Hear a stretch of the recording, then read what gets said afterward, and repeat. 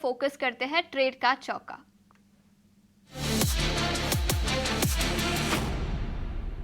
संतोष जी, सबसे पहले आपसे पूछना चाहूंगी, आज तो मार्केट में काफी वॉलिटिलिटी है, तेजी है, लेकिन ट्रेड के चौका में स्टॉक स्पेसिफिक आइडियाज क्या रहेंगे? या first of all good afternoon. So आज स्टॉक्स में बहुत ही स्ट्रॉन्ग मोमेंटम है, स्टॉक स्पेसिफिक कई एक्शन देखने को मिल रहा है। मुझे लगता है कि आखिरी के 1 घंटे में और ये मोमेंटम पिकअप होगा और स्टॉक स्पेसिफिक एक्शन देखने को मिलेगा। तो मेरा मेरा पे जो पहला स्टॉक सीमेंट स्पेस से अंबुजा सीमेंट, इस स्टॉक में हम देखें तो ये स्टॉक 52 वीक हाई पे ट्रेड कर रहा है। मोमेंटम बहुत ही स्ट्रॉन्ग है, एक बहुत ही अच्छा ब्रेकआउट आया है। मुझे लगता है ये मोमेंटम कंटिन्यू रहेगा। 700 रुपीज़ तक के टारगेट देखने को मिल सकते हैं। यहाँ पर आप 664 का स्टॉप लॉस मेंटेन कर सकते हैं। दूसरा स्पेस जो आज बज़िंग है वो है ऑयल एंड गैस स्पेस। यहाँ पर भी मुझे और लग रहा है कि यहाँ मोमेंटम और बढ़ते नज़र आएगा। गुजरात गैस स्टॉक है जहाँ पर आज ओपन इंटरेस्ट काफ़ी अच्छा बिल्डअप नज़र आ रहा है, तो यहाँ पर खरीदारी कर सकते हैं। 600 का टारगेट रहेगा, 560 का स्टॉप लॉस रहेगा। गुजरात गैस 600 के टारगेट के लिए और अंबुजा सीमेंट अदानी ग्रुप का शेयर है। यहाँ पर भी हम पूरे के पूरे ग्रुप में देख रहे हैं अच्छा बज़ है। थोड़ी देर पहले जब हमारी नीरज से बात हो रही थी 12:30 के शो में, वो भी ये स्टॉक रिकमेंड कर रहे थे, तो हमारे एक्सपर्ट के रडार पर है ये स्टॉक अंबुजा सीमेंट। इस पर नज़र रखिए। अगले टारगेट्स जो दिखाई दे रहे हैं वो 700 के हैं, तो इस पर आप नज़र रखिए। अक्षय जी, आपके रडार पर कौन से स्टॉक्स आ रहे हैं ट्रेड के लिए? ट्रेड का चौका के सेगमेंट के लिए पहला स्टॉक है टाटा मोटर्स। टाटा मोटर्स का आप टेक्निकल प्राइस सेटअप देखें तो एक बहुत ही अहम सपोर्ट पे ट्रेड हो रहा है स्टॉक, और यहाँ से जो रिस्क रिवॉर्ड का पे ऑफ बैठ रहा है स्टॉक में बहुत ही बेहतरीन है। 920 का स्ट्रॉन्ग सपोर्ट है, यहाँ से रिकवरी मिलेगी तो करीबन 1020 1030 तक जा सकता है, तो बाय करने की राय है। पहला टारगेट बनेगा करीबन 992, सेकंड टारगेट 1012, और ये ट्रेड में आप 915 का स्टॉप लॉस बनाए। दूसरा ट्रेड मेरा रहेगा ओएनजीसी। तो ओएनजीसी सरकारी कंपनियों में काफी तेजी का रुझान है, और ओएनजीसी भी आप देखिए ऑलमोस्ट डे हाई के आसपास ट्रेड हो रहा है। एक रेंज में सीमित है, बार बार 270 से स्ट्रॉन्ग बाइंग देखने को मिल रहा है। 290 का ब्रेकआउट दिख जाएगा, तो ब्रेकआउट के चलते 294 और 304 ये दो टारगेट एरिया बनाए, और आप ये ट्रेड में करीबन 269 का स्टॉप लॉस बनाए। ठीक है, तो टाटा मोटर्स पर खरीदारी की राय, 992 से 1012 रुपीस प्रति शेयर का लक्ष्य। और ऑयल मार्केटिंग कंपनी सेगमेंट से बात करें तो ओएनजीसी पर भी खरीदारी की राय है, जहां 294 से 304 रुपीस प्रति शेयर का लक्ष्य। हमने इस सेगमेंट के पहले निफ्टी 50 की तो बात की, लेकिन निफ्टी बैंकिंग इंडेक्स की भी बात करते हैं। पहली बार 50,000 के पार गया है निफ्टी बैंक इंडेक्स, और आज देखें तो करीब 1800 अंकों की रैली निफ्टी बैंक पर दिखी है। 50,800 के पास अब हम हैं। इस पर एक टेक्निकल राय ले लेते हैं। अक्षय जी, आपसे पूछना चाहूंगी, निफ्टी बैंक पर क्या राय बनती है? और अब बहुत सारे पीएसयू देखे leading from state bank of India 8-9% दिन में। स्टेट बैंक जैसे स्टॉक को चलना बहुत बड़ी बात है। Canara bank, bank of Baroda सभी सपोर्ट कर रहे हैं। प्राइवेट बैंकों से भी सपोर्ट आ रहा है धीरे धीरे। तो बैंक निफ्टी का एक 50,000 का तो एक सपोर्ट बहुत ही क्लियर है। अभी अगर रेजिस्टेंस की बात करें तो कल वर्डिक्ट के बाद ही क्लैरिटी आएगी। जिस तरीके का पोजीशनिंग है बहुत ही स्ट्रॉन्ग पोजीशनिंग है, पर जैसे ही कल अगर पॉजिटिव वर्डिक्ट के बाद गैप अप हो तो मैं तुरंत कहूंगा आप एक बार अपना मुनाफा बांध ले। टारगेट का प्रोजेक्शन करना है तो करीबन 51,500 से 5200 तक ऊपरी स्तर दिख सकते हैं, जहां पे आपको मुनाफा बांध लेना है। तो पॉजिटिव व्यू 50,000 का सपोर्ट और करीबन 51,700 से 5200 का 52,000 का टारगेट बनेगा बैंक निफ्टी में।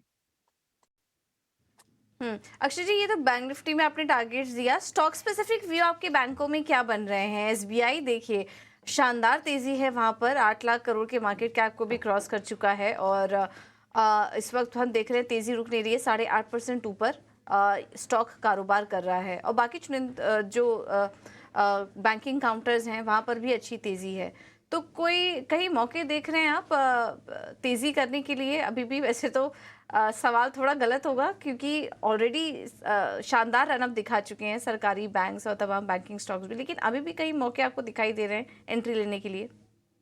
बिल्कुल, देखिए आज पीएसयू बैंक्स का दिन है, मोमेंटम चेज़ करने वाली बात है तो पीएसयू में ऑलरेडी काफ़ी बढ़त हो चुके हैं, तो अभी इतने ऊँचे स्तर पे वापस फ्रेश एंट्री बाय करना बहुत ही रिस्क रिवॉर्ड पे ऑफ के खिलाफ रहेगा, तो ट्रेड नहीं बैठ पाएगा। प्राइवेट बैंकों में देखिए उतनी अभी तक उछाल नहीं देखने को मिली है, तो यहाँ पे 2-3 बैंक जो मेरे रडार में आ रहे हैं, पहला बनेगा आरबीएल बैंक जो करीबन 262 के आसपास है। ये भी एक रेंज कंसोलिडेशन में है, तो मेरा मानना है कि आज पीएसयू का दिन है, शायद कल अगर बैंक निफ्टी में तेजी का ही रुख रहे तो प्राइवेट बैंकिंग स्पेस पार्टिसिपेट कर सकता है। 250 का सपोर्ट और 290 का टारगेट बनेगा आरबीएल बैंक में। सेकंड रहेगा फेडरल बैंक में भी आज गैप अप है पर डे ट्रेडिंग में सपाट ट्रेडिंग है, तो पोजिशनल अगर व्यू बनाए एक 8-10 दिन का आप समय दें ट्रेड को तो 160 के सपोर्ट से बाय करें करंट ट्रेड पे, 175 से 180 आपको जल्दी फेडरल बैंक में दिख जाएगा। तो छोटे मझोले बैंक्स में पार्टिसिपेट करना है, जो मिड कैप बैंकिंग स्पेस है, फेडरल बैंक है और आरबीएल बैंक, ये मेरे 2 टॉप पिक्स है। तो बैंकिंग में पॉजिटिव रुझान बना ही रहेगा, बस कौन सा बैंक कभी पार्टिसिपेट करना है वही वाली बात है, तो प्राइवेट बैंकिंग स्पेस में नेक्स्ट राउंड ऑफ तेजी हो सकता है, ये मेरा मानना है। अभी प्राइवेट मिड कैप, स्पेशली जो मिड कैप बैंकिंग स्टॉक्स हैं, वहाँ पर अभी वो तेज़ी नहीं आई है, तेज़ी आना बाकी है, इस पर नज़र रखिए। और सबसे इम्पोर्टेंट बात, जब कंसेंसस बाइंग दिखाई दे रही हो तो वहाँ ज़रूर नज़र रखिए। आरबीएल बैंक सुबह संजीव जी भी रिकमेंड कर रहे थे, फेडरल बैंक भी मुझे ध्यान है काफ़ी सारे एक्सपर्ट्स ने ये स्टॉक को भी रिकमेंड किया आज ही के आज। अंबुजा सीमेंट जैसे स्टॉक्स, तो इन पर आप ज़रूर नज़र रखिए जब काफ़ी सारे एक्सपर्ट एक साथ इन स्टॉक्स को बाइंग करने लगे, यानी कि कॉन्फिडेंस लग रहा है, तो इन स्टॉक्स पर नज़र ज़रूर रखिए। RBL bank, federal bank, Ambuja cement, ये कुछ ट्रेडिंग के बेहतरीन आइडियाज़ आज के दिन निकल कर आ रहे हैं बार बार। रे निशान तो है, लेकिन गेंस देखें तो सबसे कमज़ोर गेंस दिखे हैं आईटी इंडेक्स में, और उसमें इन पर्टिकुलर कुछ स्टॉक्स की बात करें तो एलटीआई माइंट्री गिरावट के साथ ट्रेड कर रहा है। एचसीएल टेक, कोफोर्ज, एलटीटीएस, एम्फेसिस, सभी स्टॉक्स में थोड़ी सी गिरावट आज के ट्रेडिंग सेशन में दिखी है। संतोष जी, आपसे राय लेना चाहूँगी, निफ्टी आईटी इंडेक्स में जो कमज़ोरी है, ग्लोबल मैक्रो इकोनॉमिक अनसर्टेनिटी के चलते आईटी शेयरों की डिमांड पर इम्पैक्ट हुआ है, जिसके चलते निफ्टी आईटी इंडेक्स ने वैसे भी अंडर परफॉर्म किया है। और आज जबकि पूरा बाजार हरे निशान में है, कुछ आईटी स्टॉक्स है जो लाल निशान में ट्रेड कर रहे हैं। निफ्टी आईटी इंडेक्स पर आपकी क्या राय रहेगी? और जो 3 स्टार स्टॉक्स की मैंने नाम दिया, एलटीआई माइंट्री, एचसीएल टेक, कोफोर्ज, इन पर भी आपकी क्या राय बनती है? यस, नॉर्मली ऐसा होता है कि आज इलेक्शन का आउटकम आया तो normally domestic facing economy stocks out perform करते हैं, और ये उम्मीद थी कि आज आईटी स्टॉक्स अंडर परफॉर्म करेंगे। मुझे लगता है एक कुछ दिन अंडर परफॉर्म कर सकते हैं, 1-2 दिन, लेकिन जब एफआईएस की आने वाले समय में बाइंग लौटेगी तो यहाँ भी एक वैल्यू बाइंग देखने को मिलेगी, क्योंकि आईटी स्टॉक भी काफी करेक्ट हो चुके हैं ऊपर के लेवल से, और एफआईएस आते हैं तो उनका एलोकेशन बैंकिंग और फाइनेंशियल्स के साथ साथ आईटी स्टॉक में भी जाएगा, बिकॉज में इंडेक्स में वेट है। मुझे लगता है कि आने वाले दिनों में यहाँ से भी बाइंग देखने को मिलेगी। तो जैसे आपने एलटीआईएम की बात की, तो एलटीआईएम भी काफी करेक्ट हो चुका है, को 4600 के आसपास एक अच्छा सपोर्ट है, वहां से बाउंस बैक देखने को मिल सकता है। कोफोर्ज की बात करें तो नीचे आपको 4800 से 4900 के बीच में तो खरीदारी करना चाहिए। तो इन्वेस्टर्स को सलाह है कि इस कमजोरी में खरीदारी के मौके ढूंढना चाहिए, क्योंकि जब आने वाले समय में एफआईएस की खरीदारी लौटेगी तो फ्लोज आपको आईटी स्टॉक्स में भी आते दिखेंगे। आईटी सेक्टर्स में भी फ्लोज आगे कुछ क्वार्टर्स में दिख सकते हैं। अभी ग्लोबल मैक्रो इकोनॉमिक अनसर्टेनिटी के चलते जो डोमेस्टिक फेसिंग सेक्टर्स है उनको ज़्यादा फायदा होगा, ये राय है आईटी स्टॉक्स पर। आगे बढ़ते हैं।